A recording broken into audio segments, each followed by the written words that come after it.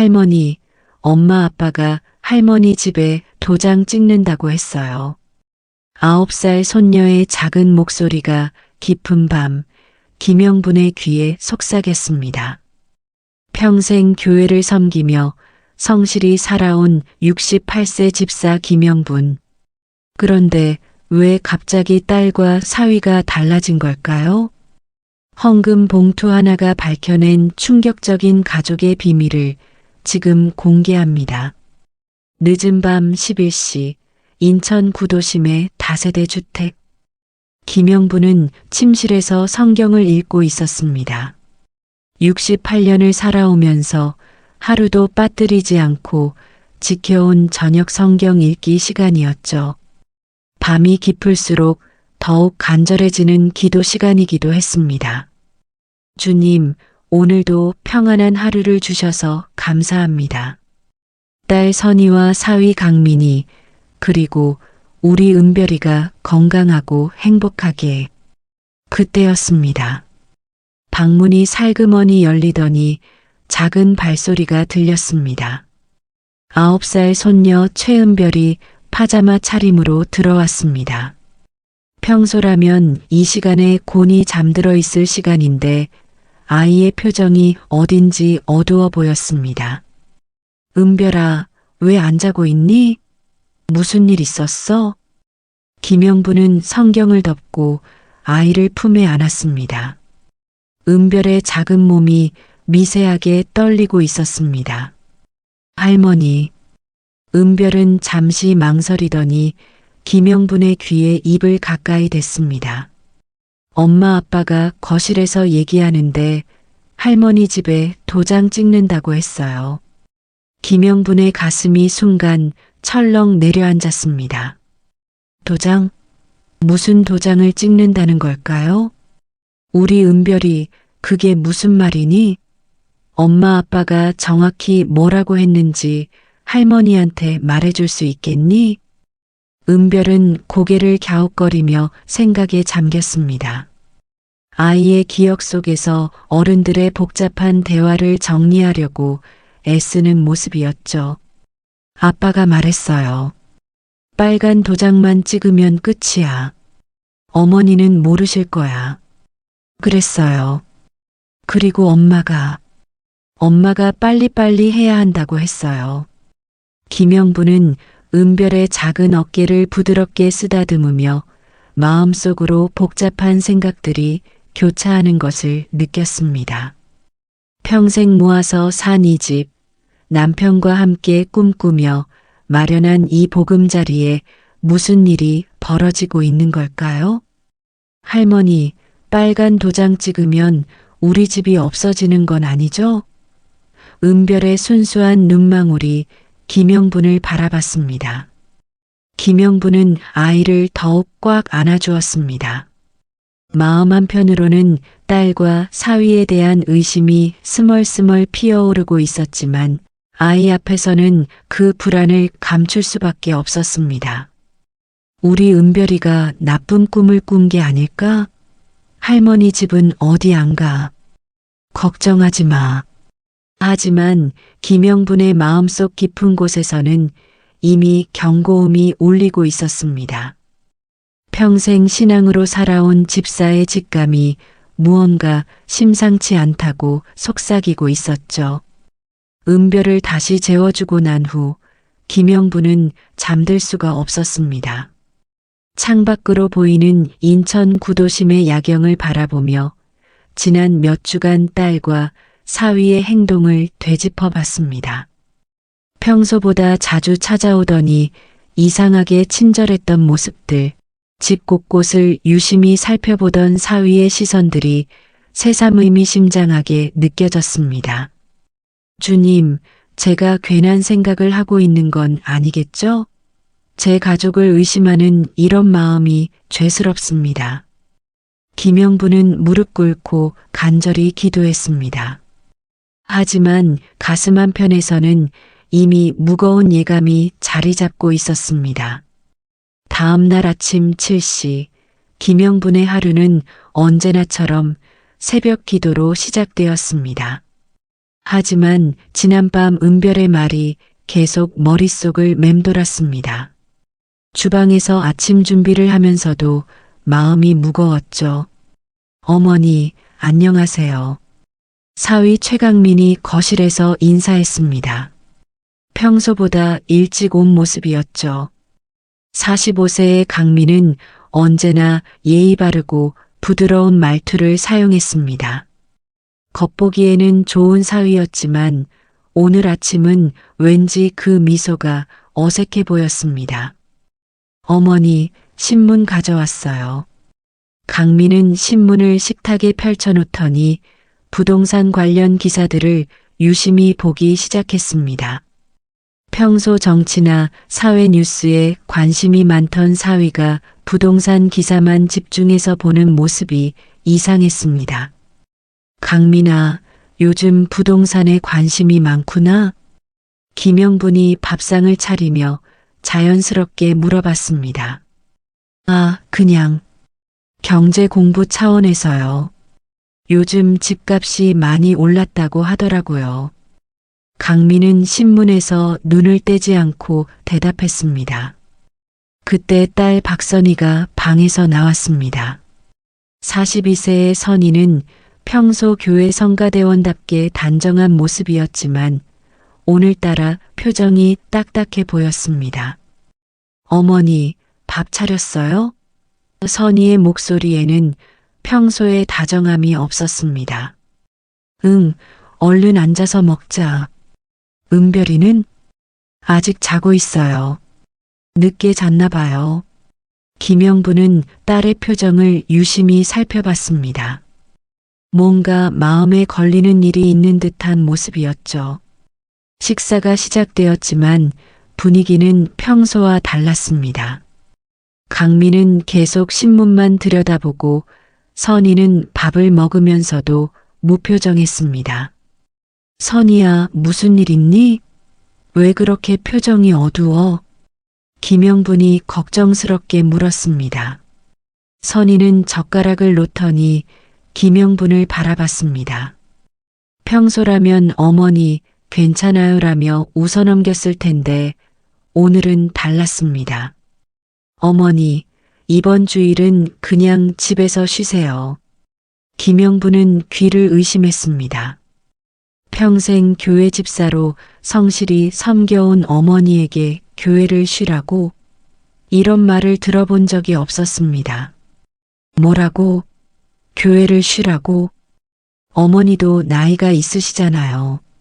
매주 나가시는 것도 피곤하실 텐데 가끔은 집에서 쉬시는 게 좋을 것 같아서요. 선희의 목소리는 냉담했습니다. 평소 교회 성가대에서 천사 같은 목소리로 찬양하던 딸의 모습과는 전혀 달랐죠. 김영부는 가슴이 답답해 왔습니다. 68년을 살아오면서 교회는 단순히 종교적 의무가 아니라 삶의 중심이었습니다. 남편과 함께 다니던 교회, 딸을 키우며 함께 신앙을 나눴던 교회, 집사로서 봉사하며 보람을 느끼던 그곳이었죠. 선희야, 무슨 말을 그렇게 하니? 어머니가 언제 교회 가는 걸 힘들어했니? 그냥 어머니 건강을 생각해서 하는 말이에요. 강민도 신문에서 고개를 들더니 거들었습니다. 어머니, 선희 말이 맞아요. 가끔은 집에서 푹 쉬시는 것도 좋죠. 저희가 교회의 어머니 대신 기도 제목 전해드릴게요.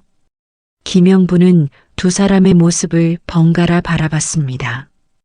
평소 자신을 극진히 모시던 딸과 사위가 갑자기 이렇게 달라진 이유를 알 수가 없었습니다. 아니야. 나는 교회에 갈 거야. 집사로서 해야 할 일들이 있어. 선희의 표정이 순간 굳어졌습니다. 어머니, 꼭 그러셔야 해요? 한번 쉬는 게 그렇게 어려운 일인가요? 김영부는 딸의 변한 모습에 당황했습니다. 평생 순종하며 살아온 딸이 이렇게 어머니의 뜻을 거스르는 것도 처음이었죠. 선이야, 왜 그러니? 어머니가 교회 가는 게 왜 문제야? 문제가 있어서 그러는 게 아니라 그냥 좀 쉬셨으면 해서요. 강민이 다시 끼어들었습니다. 어머니, 사실 저희가 이번 주에 중요한 일이 있어서요. 어머니께서 집에 계시면 좋을 것 같아서 그러는 거예요. 중요한 일? 무슨 일인데?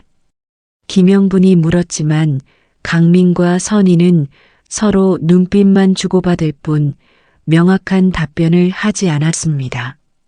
그 순간 은별이 방에서 나왔습니다. 잠에서 깬 아이의 머리카락이 헝클어져 있었지만 김영분에게는 그 모습조차 사랑스러웠습니다. 할머니, 좋은 아침. 은별만이 이 집에서 김영분을 진심으로 반겨주는 존재 같았습니다. 우리 은별이 잘 잤니? 얼른 세수하고 와서 밥 먹자. 은별이 세수를 하러 간 사이 김영분은 딸과 사위를 다시 바라봤습니다. 지난밤 은별의 말과 오늘 아침의 이상한 분위기가 겹쳐지면서 불길한 예감이 더욱 강해졌습니다. 너희들 혹시 어머니 몰래 뭔가 꾸미고 있는 건 아니지? 김영분의 직설적인 질문에 선희와 강민이 동시에 움찔했습니다. 어머니, 무슨 말씀이세요? 저희가 뭘 꾸민다고? 선희의 목소리에는 당황한 기색이 역력했습니다. 김영분은 오랫동안 살아온 경험으로 딸의 거짓말을 감지할 수 있었습니다. 하지만 확실한 증거 없이는 더 이상 추궁할 수도 없었죠. 그럼 됐어. 하지만 나는 이번 주일에도 교회에 갈 거야. 집사로서 맡은 일을 소홀히 할 수는 없어. 선희와 강민의 얼굴에는 실망과 초조함이 동시에 스쳤습니다. 김영분은 그 표정을 놓치지 않았습니다. 아침 식사가 끝나고 강민과 선희가 나간 후 김영분은 홀로 설거지를 하며 생각에 잠겼습니다. 평생 키운 딸이 이렇게 달라질 수 있을까?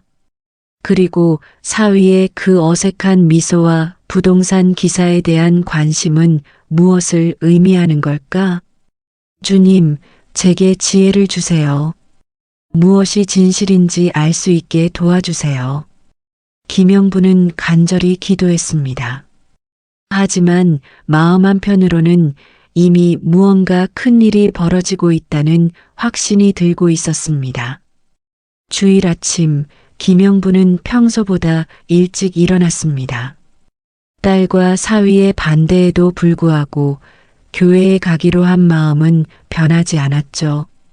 68년을 살아오면서 신앙은 김영분에게 삶의 뿌리와 같았습니다. 주님, 오늘도 주님의 집에서 예배드릴 수 있게 해주셔서 감사합니다.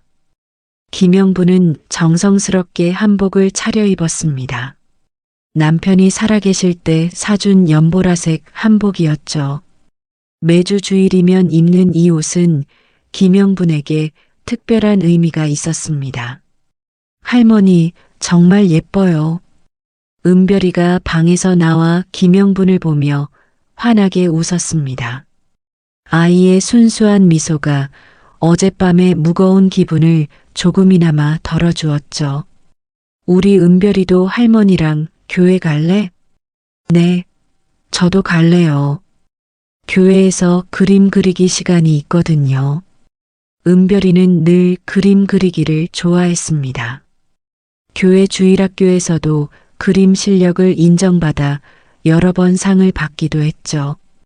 김영분과 은별이가 교회로 나갈 준비를 하는 동안 선희와 강민은 거실에서 수군거리고 있었습니다.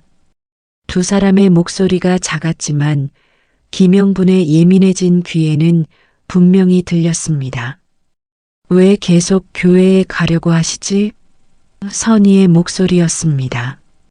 조금만 더 기다려. 이번 주만 지나면. 강민의 말은 김영분이 거실로 나오는 바람에 중단되었습니다. 선이야, 강민아, 너희들은 오늘 교회 안 가니? 저희는 오늘 다른 일이 있어서요. 선이가 어색하게 대답했습니다. 평소라면 가족 모두 함께 교회에 갔는데 오늘만큼은 분위기가 이상했습니다. 김영부는 더 이상 묻지 않고 은별이와 함께 집을 나섰습니다.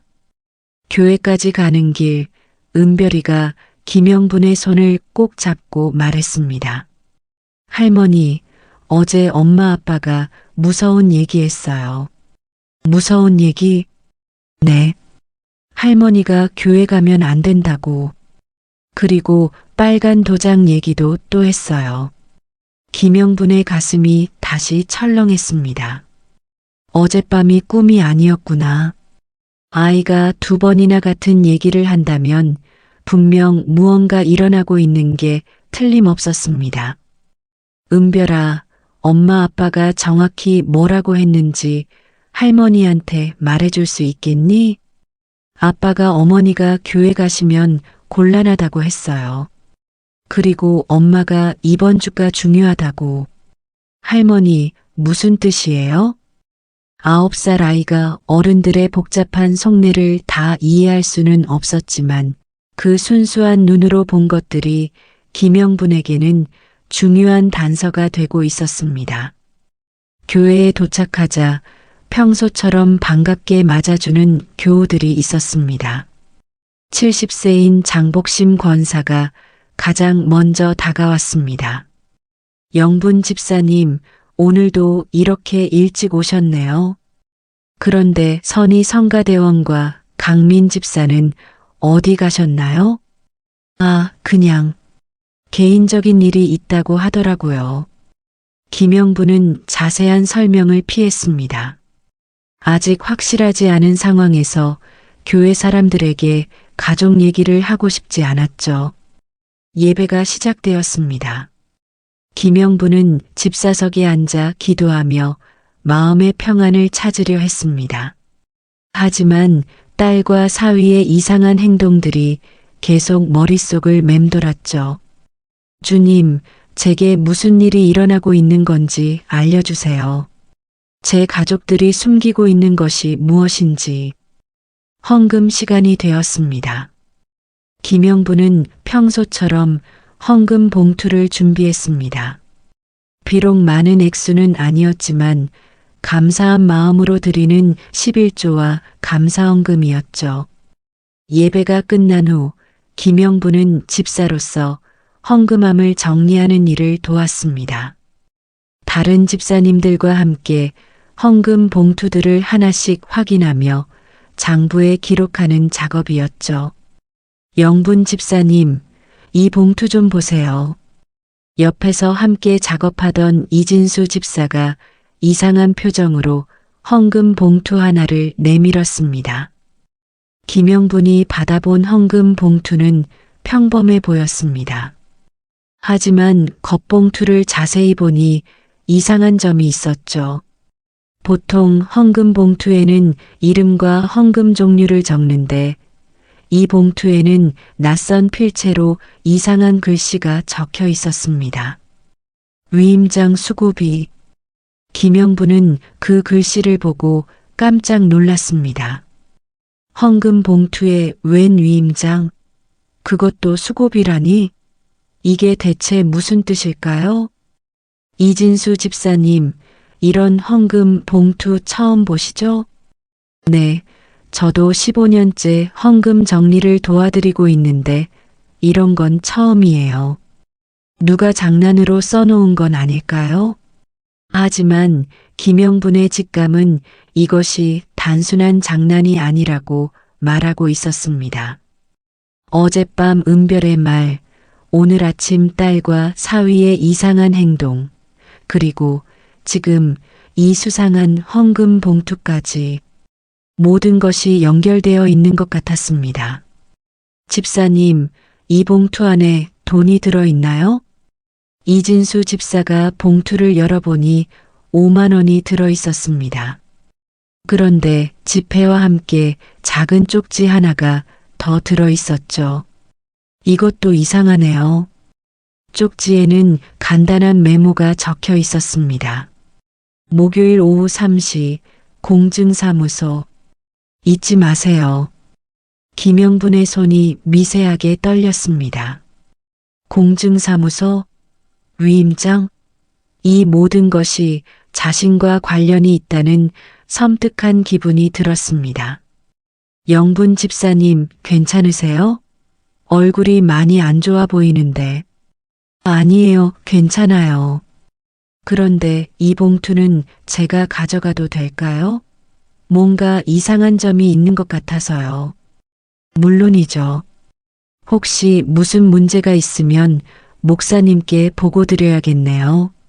김영분은 그 헌금 봉투를 조심스럽게 가방에 넣었습니다. 집으로 돌아가는 길 마음이 무거웠습니다. 은별이는 교회에서 재미있게 놀았는지 기분이 좋아 보였지만 김영분은 계속 그 봉투 생각만 하고 있었죠. 집에 돌아오니 선희와 강민이 거실에서 TV를 보고 있었습니다. 평소보다 일찍 들어온 모습이었죠. 어머니, 교회 다녀오셨어요? 선희가 인사했지만 목소리에는 여전히 어색함이 있었습니다. 응, 다녀왔어. 예배 잘 드렸어. 김영분은 헌금 봉투 얘기는 하지 않았습니다.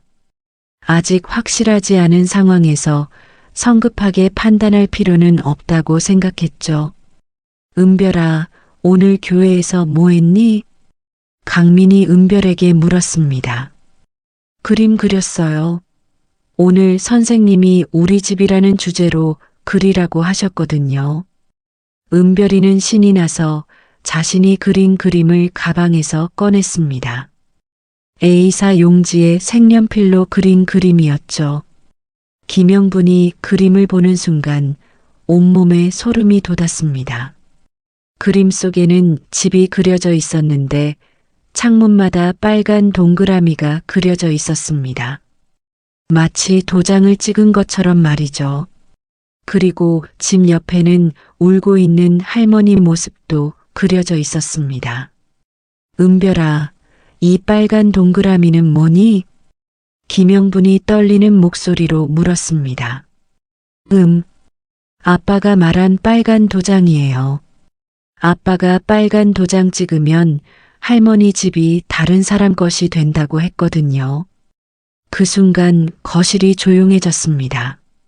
선희와 강민의 얼굴이 순식간에 하얗게 질렸죠. 은별아, 아빠가 언제 그런 말을 했니? 김영분의 목소리는 더욱 떨리고 있었습니다. 어젯밤이요. 그리고 오늘 아침에도 아빠가 엄마한테 빨리 도장 찍어야 한다고 했어요. 그래서 저는 무서워서 울고 있는 할머니를 그렸어요. 은별이의 순수한 말 한마디 한마디가 김영분의 가슴을 찌르고 있었습니다. 9살 아이가 어른들의 대화를 정확히 이해하지는 못했겠지만 그 나름대로 상황을 파악하고 그림으로 표현한 것이었죠. 그런데 은별아, 이 그림에서 할머니는 왜 울고 있는 거니? 할머니가 집을 잃어버려서 슬프니까요. 아빠가 할머니는 모르실 거라고 했는데 저는 할머니한테 알려드려야 한다고 생각했어요. 김영분은 손녀를 꼭 안아주었습니다. 아이의 순수한 마음이 자신을 구해준 것 같았죠. 고마워, 은별아. 할머니한테 정말 중요한 얘기를 해줬어. 그때 강민이 갑자기 일어났습니다. 은별아, 아빠가 언제 그런 말을 했다고? 아빠는 그런 말 한 적 없는데? 강민의 목소리에는 당황과 분노가 섞여 있었습니다. 아빠 분명히 했어요. 어젯밤에 엄마랑 얘기할 때 이 아이가 꿈하고 현실을 구분 못하나 봐요. 어머니, 아이 말을 너무 진지하게 받아들이지 마세요. 선희도 나서서 은별의 말을 부정하려 했습니다. 하지만 김영부는 더 이상 속을 수 없었습니다. 은별의 그림, 헌금 봉투의 메모, 딸과 사위의 이상한 행동들이 모두 하나로 연결되고 있었죠. 선이야, 강민아, 너희들 정말로 내 집에 무슨 일을 꾸미고 있는 거 맞지? 김영분의 목소리는 더 이상 온화한 어머니의 목소리가 아니었습니다. 68년을 살아온 여인의 단호함이 담겨 있었죠. 어머니, 무슨 말씀이세요? 저희가 뭘 꾸민다고. 그럼 이걸 어떻게 설명할 거니? 김영부는 가방에서 헌금 봉투를 꺼내 보였습니다. 위임장 수고비, 목요일 오후 3시 공증사무소, 이게 뭔지 설명해봐. 선희와 강민의 얼굴에서 혈색이 완전히 사라졌습니다. 자신들의 계획이 들통났다는 것을 깨달은 순간이었죠.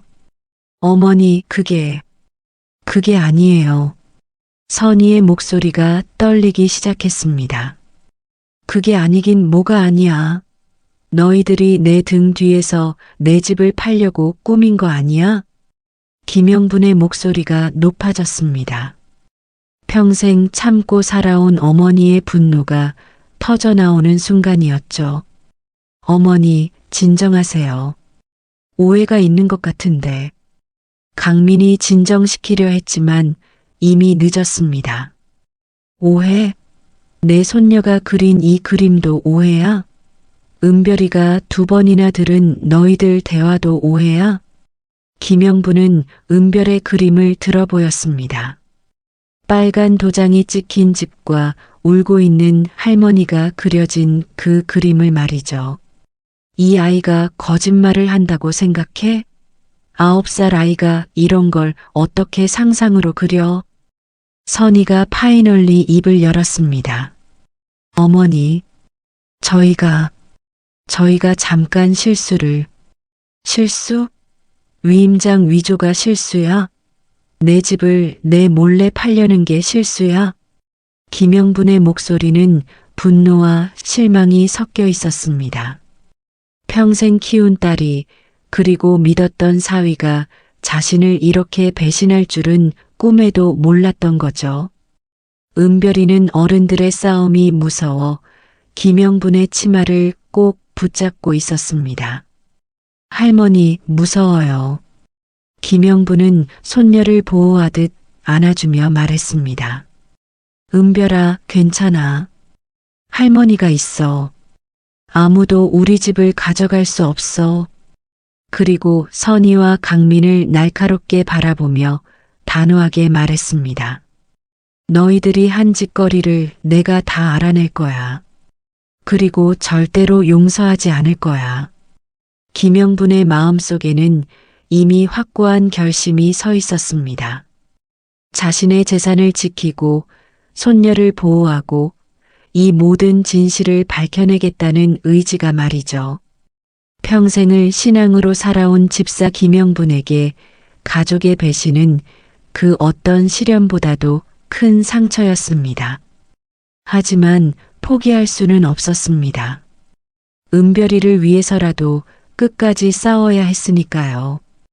다음 주일이 되었습니다. 김영부는 지난 일주일 동안 잠을 제대로 이루지 못했습니다. 딸과 사위에 대한 의심이 확신으로 바뀌면서 마음속에는 분노와 배신감이 교차하고 있었죠. 주님, 제게 힘을 주세요. 진실을 밝혀낼 수 있도록 도와주세요. 김영부는 평소보다 더 간절히 기도했습니다. 68년을 살아오면서 신앙이 흔들린 적은 없었지만 이번만큼은 정말 힘들었습니다. 가족의 배신이라는 것이 이렇게 고통스러울 줄 몰랐죠. 교회에 도착하니 평소와 다름없는 주일 아침 풍경이 펼쳐져 있었습니다. 교우들은 서로 인사를 나누며 반갑게 맞이하고 있었고 성가대원들은 찬양 연습을 하고 있었죠. 그런데 김영분의 눈에 띈 광경이 있었습니다. 사위 강민이 목사님 옆에서 봉사자처럼 서 있는 모습이었죠. 평소보다 일찍 와서 교회 일을 도우며 열심히 봉사하는 척하고 있었습니다. 강민 집사님, 오늘도 이렇게 일찍 와서 수고해 주시네요. 목사님이 강민에게 고마워하는 모습을 보며 김영분의 가슴이 쓰렸습니다. 겉으로는 모범적인 신도처럼 행동하면서 뒤로는 장모의 재산을 노리고 있다니. 목사님, 교회 일은 당연히 해야죠. 하나님께서 주신 사명이니까요. 강민의 부드러운 목소리와 겸손한 자세를 보며 김영분은 소름이 돋았습니다. 저렇게 거룩한 척하면서 어떻게 그런 악한 일을 꾸밀 수 있을까요? 예배가 시작되고 성가대가 나왔습니다. 맨 앞줄에 서 있는 딸 선희의 모습이 김영분의 눈에 들어왔습니다. 하얀 가운을 입고 천사 같은 미소를 지으며 찬양하는 모습이었죠. 주 하나님 지으신 모든 세계 내 마음속에 그리어볼 때 선희의 맑고 아름다운 목소리가 예배당에 울려 퍼졌습니다. 평소라면 딸의 찬양을 들으며 자랑스러워했을 김영분이었지만 오늘은 달랐습니다. 그 아름다운 찬양 뒤에 숨겨진 검은 마음을 알고 있으니까요. 하늘에 별 울려 퍼지는 뇌성주님의 권능 온 우주에 찬란하여 김영분은 눈물이 날 것 같았습니다. 평생 신앙으로 키운 딸이 하나님 앞에서 이렇게 위선적일 수 있다니. 찬양하는 입으로 어떻게 어머니를 속일 수 있을까요? 예배 중간에 김영분은 뒤편에 앉은 장복심 권사의 시선을 느꼈습니다. 70세의 장복심은 김영분의 40년 지기 친구이자 교회에서 가장 믿을 만한 사람 중 하나였죠. 장복심이 조심스럽게 김영분에게 다가와 귓속말했습니다. 영분이 표정이 안 좋아 보이는데 무슨 일 있니? 김영분은 잠시 망설였습니다. 아직 확실한 증거가 없는 상황에서 가족 얘기를 털어놓기가 쉽지 않았죠. 복심이 언니 나중에 따로 얘기할게. 장복심은 김영분의 표정을 보며 심상치 않다는 것을 직감했습니다. 40년 동안 친구로 지내면서 김영분이 이렇게 어두운 표정을 짓는 걸 본 적이 거의 없었거든요. 예배가 끝나고 교우들이 하나둘 집으로 돌아가는데 장복심이 김영분에게 다가왔습니다. 영분이 정말 무슨 일이야? 얼굴이 많이 상했어. 김영분은 주변을 둘러보며 조심스럽게 장복심을 교회 한쪽 구석으로 데려갔습니다. 복심이 언니, 저번 주에 이상한 헌금 봉투 있었던 거 기억하시죠? 아, 그 위임장 수고비라고 적힌 봉투? 그게 어떻게 됐어?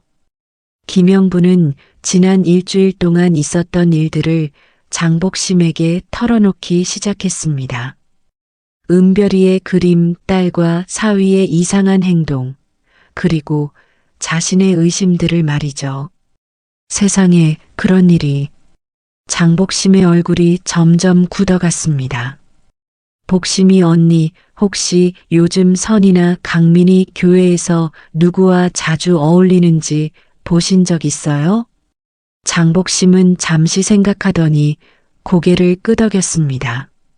그러고 보니 요즘 강민 집사가 재정 담당 김춘식 집사랑 자주 얘기하더라고. 예배 끝나고도 둘이 구석에서 뭔가 진지하게 상의하는 걸 몇 번 봤어. 김영분의 가슴이 또다시 철렁했습니다. 재정 담당 집사와 자주 만난다? 이것도 우연일까요? 그리고 영분이 하나 더 이상한 게 있어. 저번 주에 선이가 나한테 물어보더라고. 교회 회계장부를 볼 수 있는지 말이야. 회계장부를? 응. 헌금 내역을 확인하고 싶다고 하더라고. 처음에는 그냥 교회 재정에 관심이 있나 보다 했는데 지금 생각해보니 이상해. 김영분과 장복심의 눈이 마주쳤습니다. 둘 다 같은 생각을 하고 있었죠. 복심이 언니, 혹시 그 회계 장부 볼 수 있을까요? 김춘식 집사가 관리하고 있는데. 한번 물어볼게. 하지만 영분이 정말 조심해야 해. 만약 내 추측이 맞다면 이건 단순한 가족 문제가 아니야. 장복심의 말에 김영분은 몸서리쳤습니다. 하지만 진실을 알아야 했습니다. 은별이를 위해서라도 말이죠. 그때 멀리서 강민과 선희가 김영분을 찾는 모습이 보였습니다. 어머니, 여기 계셨네요. 집에 가실 시간 아니에요? 강민의 목소리는 평소와 다름없이 부드러웠습니다. 하지만 김영분에게는 그 목소리조차 가식적으로 들렸죠. 복심이 언니랑 얘기 좀 하고 있었어. 아, 그러셨구나. 그럼 저희가 먼저 차에서 기다리고 있을게요. 강민과 선희가 멀어지자 장복심이 김영분의 손을 꼭 잡았습니다. 영분이 내일 오후에 교회로 와. 김춘식 집사님이 회계 정리하는 시간이거든. 그때 같이 확인해 보자. 고마워요, 언니. 정말로. 김영분은 장복심의 손을 꼭 잡으며 감사의 마음을 표했습니다. 이런 어려운 상황에서 믿을 수 있는 사람이 있다는 것만으로도 큰 위로가 되었죠. 차 안에서 강민이 백미러로 김영분을 쳐다보며 물었습니다. 어머니, 장복심 권사님과 무슨 얘기하셨어요? 그냥 교회 일 얘기. 김영분은 짧게 대답했습니다. 더 이상 이 사람들을 믿을 수 없었으니까요. 어머니, 혹시 지난주에 이상한 헌금 봉투 얘기하신 건 아니죠? 선희의 질문에 김영분은 깜짝 놀랐습니다. 어떻게 그걸 알았을까요? 왜? 너희들이 그 봉투에 대해 뭔가 아는 게 있니? 아니에요, 그냥. 교회에서 소문이 있었나 해서요. 하지만 김영분은 딸의 거짓말을 간파할 수 있었습니다. 분명히 이들이 그 헌금 봉투와 관련이 있다는 확신이 들었죠. 집에 도착한 후 은별이가 김영분에게 다가왔습니다. 할머니, 오늘 교회에서 엄마 찬양하는 거 봤어요. 예뻤죠? 응, 예뻤어. 김영분은 씁쓸한 마음으로 대답했습니다. 겉으로는 천사 같지만 속은 악마 같은 딸의 모습이 너무나 충격적이었거든요. 할머니, 그런데 왜 엄마 아빠는 집에서는 할머니한테 나쁘게 말하는데 교회에서는 착한 척해요? 9살 아이의 순수한 질문이 김영분의 가슴을 찔렀습니다. 아이도 어른들의 이중적인 모습을 알고 있었던 거죠. 은별아, 어른들의 세계는 복잡해. 하지만 할머니는 항상 진실해야 한다고 생각해. 네, 할머니. 저도 항상 진실할게요. 은별이의 맑은 눈을 보며 김영분은 다시 한번 결심했습니다. 이 아이를 위해서라도 진실을 밝혀내겠다고 말이죠. 다음 날 오후 김영분은 약속한 시간에 교회로 향했습니다. 장복심 권사가 먼저 와서 기다리고 있었죠. 영분이 김춘식 집사님께 얘기해뒀어. 회계 장부 확인하는 거 도와주신다고 하시네. 정말 고마워요, 언니.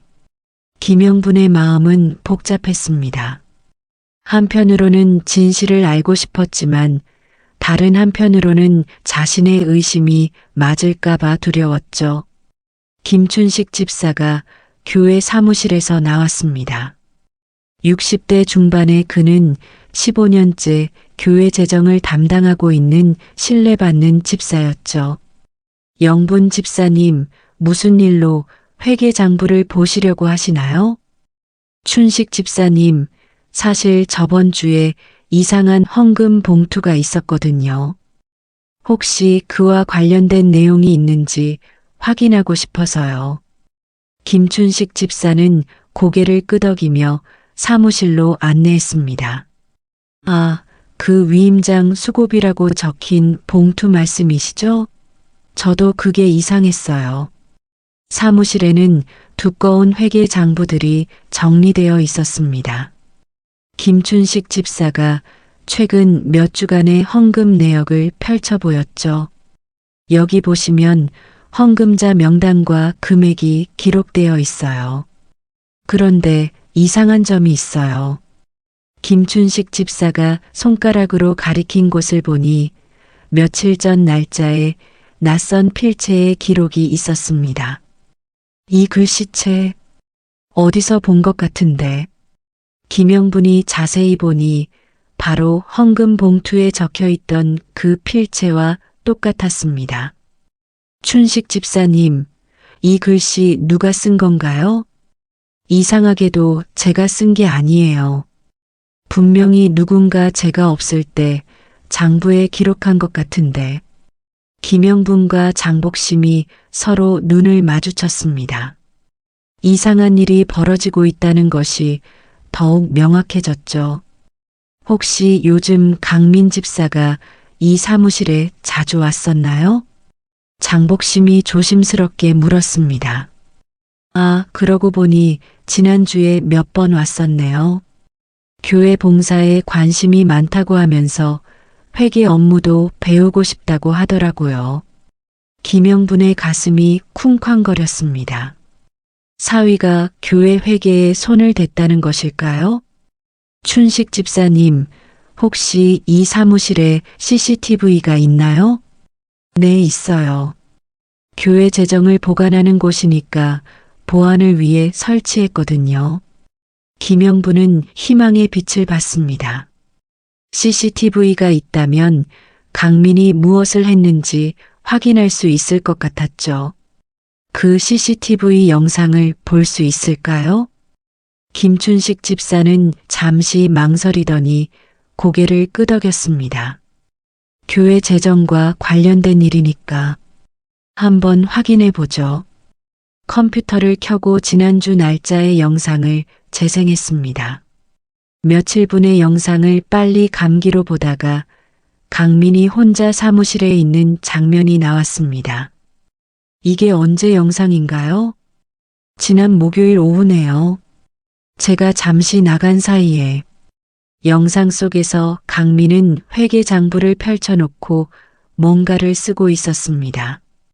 그리고 헌금 봉투도 꺼내어 확인하는 모습이 보였죠. 저 사람이 장부에 뭔가 조작한 것 같네요. 장복심이 분노에 찬 목소리로 말했습니다. 김영분은 더 이상 의심할 여지가 없었습니다. 사위가 교회 회계까지 조작했다는 것이 명백했죠. 춘식 집사님, 이 영상 복사해서 보관할 수 있을까요? 물론이죠.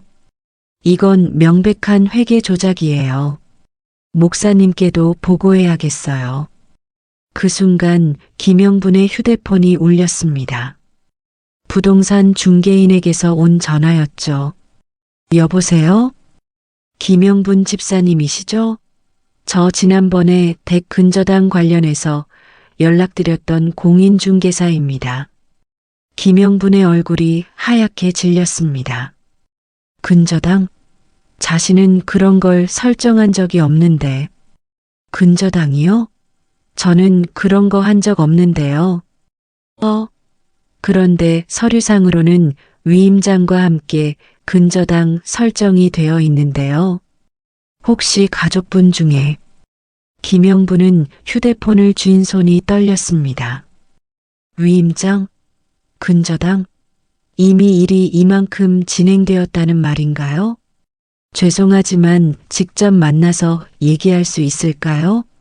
지금 상황을 정확히 알고 싶어서요. 네, 그러시죠. 사무실로 오시면 자세히 설명드릴게요. 통화를 끝낸 김영부는 장복심과 김춘식 집사를 바라봤습니다. 복심이 언니, 저 부동산 중개사무소 가봐야겠어요. 뭔가 큰일이 벌어진 것 같아요. 영분이 나도 같이 갈게. 혼자 가면 안 되겠어. 30분 후 김영분과 장복심은 부동산 중개사무소에 도착했습니다. 중개인은 서류를 꺼내 보이며 설명하기 시작했습니다. 여기 보시면 위임장과 인감증명서 그리고 신분증 사본이 있어요. 최강민 씨가 김영분님의 대리인으로 와서 근저당 설정을 했습니다. 김영분이 서류를 보는 순간 경악했습니다. 분명히 자신의 도장이 찍혀 있었지만 자신은 그런 일을 한 적이 없었거든요. 이 위임장, 저는 이런 거 작성한 적 없어요. 그리고 이 도장도. 김영부는 자신의 도장을 확인해 봤습니다. 집에 있어야 할 도장인데 언제 가져간 걸까요? 혹시 위임장에 도장 찍을 때 본인이 직접 하신 게 아니라면 이건 위조일 수 있어요. 중개인의 말에 김영부는 분노가 치밀어 올랐습니다. 사위가 자신의 도장을 훔쳐서 위임장을 위조했다는 것이 명백했죠. 언제부터 근저당이 설정되어 있나요? 한 일주일 전부터요. 그리고 내일 오후 3시에 매매 계약 체결 예정이에요. 바로 헌금 봉투에 적혀 있던 그 시간이었습니다. 모든 퍼즐이 맞춰지는 순간이었죠. 장복심이 언니, 이제 확실해졌어요. 강민이가 제 도장을 훔쳐서 위임장을 위조하고 집을 팔려고 했던 거예요. 영분이, 이건 명백한 사기야. 바로 경찰에 신고해야 해. 김영분의 마음은 무너져 내렸습니다. 평생 믿고 살았던 가족이 이렇게 자신을 배신할 줄은 꿈에도 몰랐거든요. 하지만 포기할 수는 없었습니다. 은별이를 위해서라도 끝까지 싸워야 했으니까요. 내일 오후 3시 공증사무소. 그때 저도 가서 진실을 밝혀야겠어요. 김영분의 눈에는 결연한 의지가 서려 있었습니다. 68년을 살아온 여인의 마지막 싸움이 시작되려고 하고 있었죠. 복심이 언니, 내일 저와 함께 가주실 수 있어요? 당연하지, 영분이. 끝까지 함께 할게. 두 노인은 서로의 손을 꼭 잡았습니다. 진실을 밝히기 위한 마지막 준비가 시작되었습니다. 다음 날 오후 2시, 김영부는 집에서 조용히 준비를 마쳤습니다. 68년을 살아오면서 이렇게 큰 결심을 해본 적이 없었죠. 하지만 더 이상 물러날 곳은 없었습니다. 주님, 제게 용기를 주세요. 진실이 승리할 수 있도록 도와주세요. 김영부는 간절히 기도한 후 준비해둔 증거들을 가방에 넣었습니다.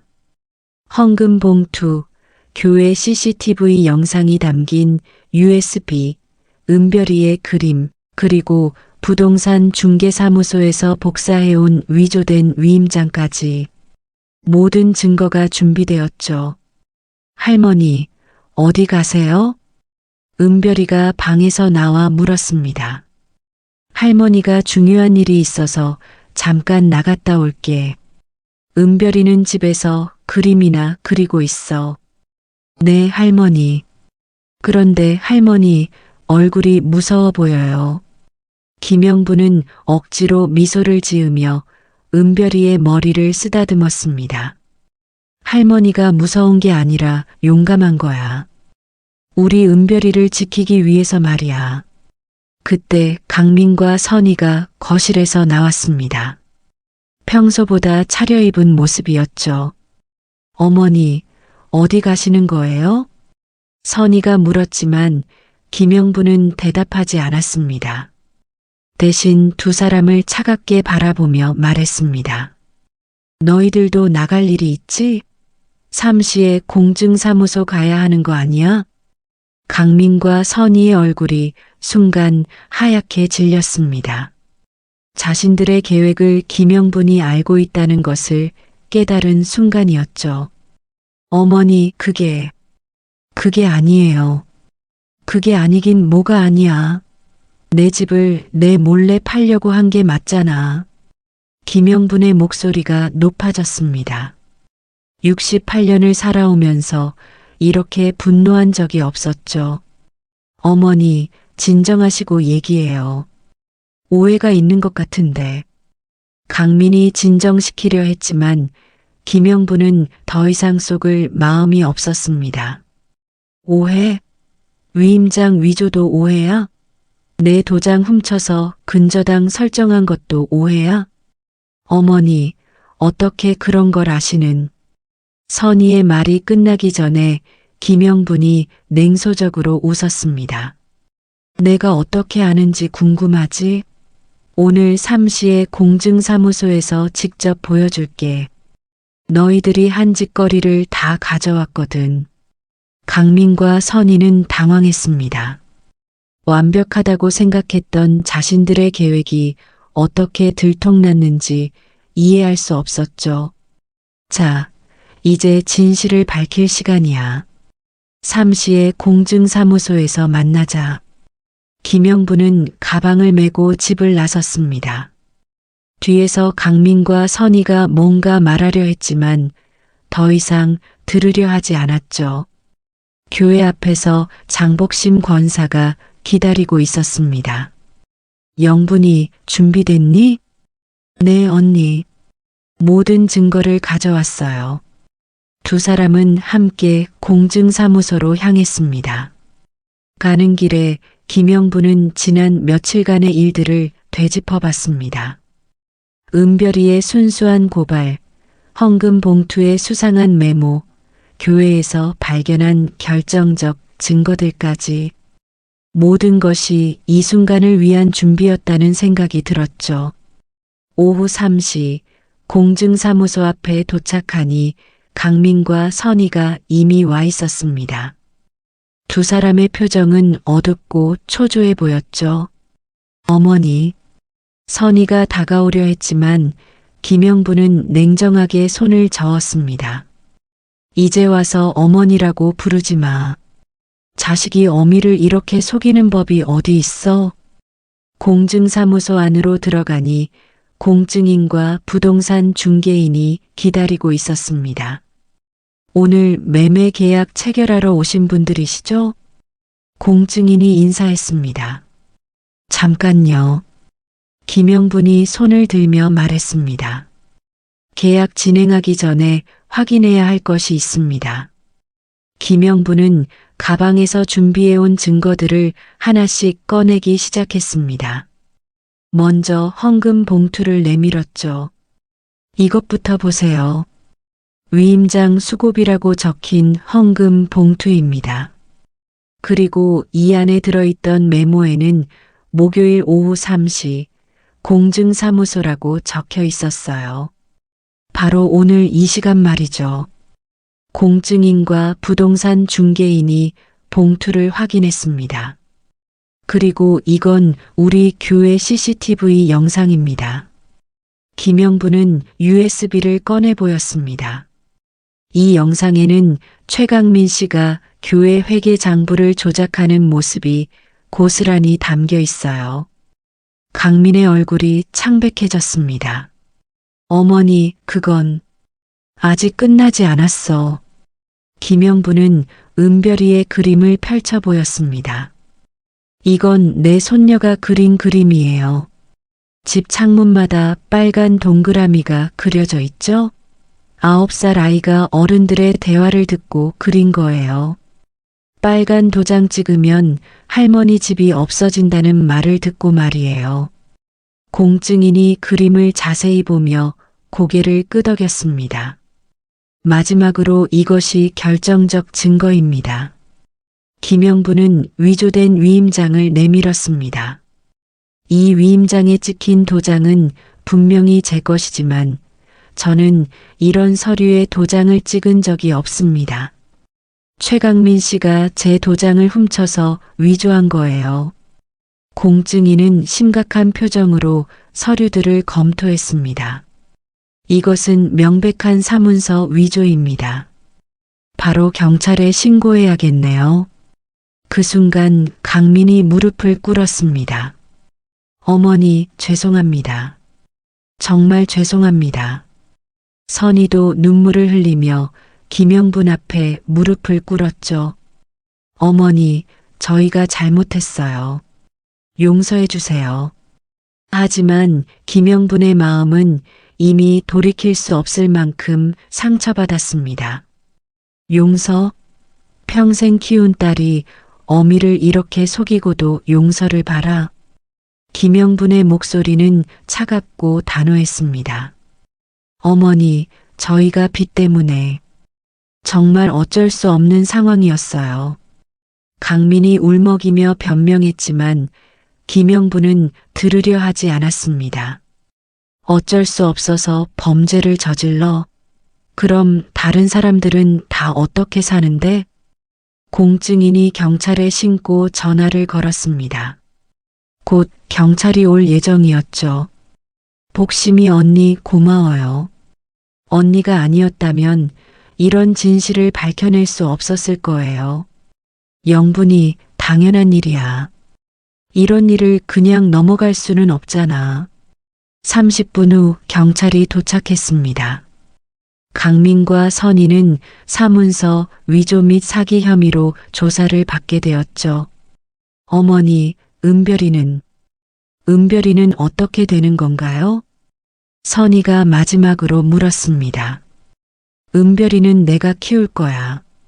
너희들 같은 부모 밑에서 자랄 수는 없어. 김영분의 마지막 말에 선희는 오열했습니다. 하지만 이미 모든 것이 늦었죠. 6개월 후 가을이 깊어진 어느 날이었습니다. 강민은 사문서 위조 및 사기 혐의로 2년형을 선고받고 수감되었고 선희는 공범으로 집행유예 2년을 받았습니다. 김영분은 은별이와 함께 평온한 일상을 되찾았습니다. 인천 구도심의 다세대 주택은 여전히 그들의 보금자리였죠. 할머니, 오늘 미술 선생님이 제 그림을 칭찬해 주셨어요. 은별이가 학교에서 돌아와 신이 나서 말했습니다. 아이는 미술 치료를 받으며 조금씩 마음의 상처를 회복하고 있었죠. 정말 우리 은별이가 그림을 잘 그리니까 그렇지. 김영분은 아이를 따뜻하게 안아주었습니다. 지난 몇 달간 김영분에게는 은별이가 삶의 전부였습니다. 할머니, 이번에는 무지개 그림을 그렸어요. 보실래요? 은별이가 가방에서 그림을 꺼냈습니다. 예전에 빨간 도장과 울고 있는 할머니를 그렸던 그 아이가 이제는 밝고 환한 그림을 그리고 있었죠. 그림 속에는 집이 그려져 있었는데 집 위에는 커다란 무지개가 떠 있었습니다. 그리고 창문마다 환한 빛이 새어나오고 있었죠. 집 앞에는 웃고 있는 할머니와 손녀의 모습이 그려져 있었습니다. 와, 정말 예쁘다. 이 무지개가 특히 아름다워. 네, 이제는 빨간 도장이 아니라 예쁜 무지개예요. 할머니랑 저는 계속 행복할 거예요. 김영분의 눈에 눈물이 고였습니다. 아이의 순수한 마음이 모든 상처를 치유해 주는 것 같았죠. 주일이 되어 김영분과 은별이는 함께 교회에 갔습니다. 장복심 권사가 반갑게 맞아주었죠. 영분이, 은별이, 오늘도 이렇게 함께 와줘서 고마워. 복심이 언니 정말 고마워요. 언니가 아니었다면. 그런 말하지 마. 우리는 40년 친구잖아. 예배가 끝난 후 교회 마당에서 김영분과 장복심 그리고 은별이가 함께 앉아 이야기를 나누었습니다. 할머니, 저 엄마 아빠 언제 집에 와요? 은별이가 조심스럽게 물었습니다. 아이에게는 아직 모든 상황을 설명하기 어려웠죠. 은별아, 엄마 아빠는 잘못한 일 때문에 한동안 집에 올 수 없어. 하지만 할머니가 은별이를 잘 돌봐줄 거야. 네, 할머니. 저는 할머니랑 있으면 행복해요. 은별이의 밝은 미소를 보며 김영부는 새로운 다짐을 했습니다. 이 아이만큼은 절대로 상처받지 않게 하겠다고 말이죠. 복심이 언니, 정말 힘든 시간이었어요. 가족에게 배신당한다는 게 이렇게 아픈 일인지 몰랐어요. 영분이 하지만 이겨냈잖아. 그리고 은별이라는 소중한 보물이 있어. 맞아요. 은별이 때문에 버틸 수 있었어요. 김영부는 은별이의 손을 꼭 잡았습니다. 아이의 따뜻한 손길이 모든 상처를 치유해 주는 것 같았죠. 할머니, 제가 그린 무지개 그림 교회에 전시해도 될까요? 다른 사람들도 보게요. 물론이지, 은별아.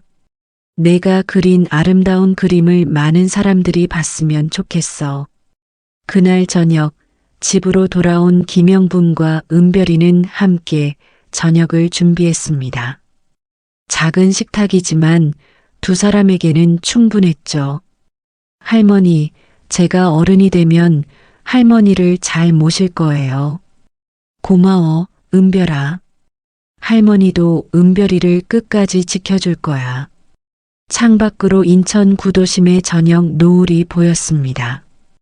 평범한 다세대 주택이었지만 김영분과 은별이에게는 세상에서 가장 소중한 보금자리였죠. 김영분은 은별이가 잠든 후 혼자 성경을 읽으며 기도했습니다. 주님, 어려운 시련을 주셨지만 이겨낼 수 있도록 도와주셔서 감사합니다. 그리고 은별이라는 천사를 보내주셔서 감사합니다. 이 아이가 건강하고 행복하게 자랄 수 있도록 지켜주세요. 68년을 살아온 김영분에게 이번 일은 큰 시련이었지만 동시에 진정한 가족이 무엇인지 깨닫게 해준 계기이기도 했습니다. 혈연보다 중요한 것은 진실한 사랑이라는 것을 말이죠. 몇 달 후 은별이의 그림은 교회 게시판에 전시되었습니다. 무지개가 떠 있는 집과 환하게 웃고 있는 할머니와 손녀의 모습을 보며 많은 교우들이 감동했죠. 영분 집사님, 은별이 그림이 정말 아름다워요. 네, 이 아이가 제게 희망을 주었어요. 김영부는 은별이의 그림을 바라보며 속삭였습니다. 이젠 절대 누구에게도 빼앗기지 않을 거야. 우리의 행복을 말이야. 그리고 은별이가 그린 무지개처럼 김영분과 은별이의 앞날에는 희망찬 미래가 기다리고 있었습니다. 어떤 시련이 와도 함께 이겨낼 수 있는 진정한 가족이 되어서 말이죠. 평생을 신앙으로 살아온 김영분에게 이번 일은 하나님의 섭리였을지도 모릅니다.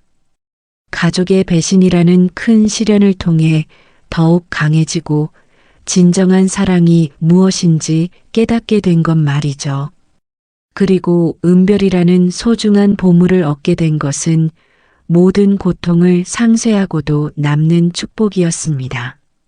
인천 구도심의 작은 다세대 주택에서 할머니와 손녀가 함께 만들어가는 새로운 이야기는 이제 막 시작되었습니다. 여러분, 김영분 집사와 은별이의 이야기는 어떠셨나요? 가족이라는 이름으로 저질러지는 배신이 얼마나 아픈 일인지, 그리고 진정한 사랑이 무엇인지 생각해 보게 되는 이야기였습니다. 때로는 우리 주변에서도 이런 일들이 일어날 수 있습니다. 특히 나이 드신 어르신들의 재산을 노리는 가족들의 이야기는 결코 남의 일이 아니죠. 하지만 김영분 집사처럼 용기 있게 맞서고 장복심 권사처럼 진실한 친구가 있다면 어떤 어려움도 이겨낼 수 있습니다. 그리고 무엇보다 은별이처럼 순수한 마음으로 진실을 말할 수 있는 용기가 세상을 바꿀 수 있다는 것을 보여주는 이야기였습니다. 여러분의 주변에도 혹시 어려움에 처한 분이 계시다면 장복심 권사처럼 따뜻한 손을 내밀어 주세요. 그리고 은별이처럼 진실을 말할 수 있는 용기를 가져보세요. 오늘 이야기가 여러분의 마음에 작은 울림이 되었기를 바랍니다.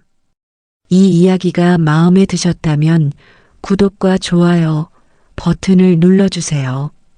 여러분의 관심이 더 좋은 이야기를 만드는 원동력이 됩니다. 다음에는 또 어떤 감동적인 이야기로 찾아뵐까요? 기대해 주세요.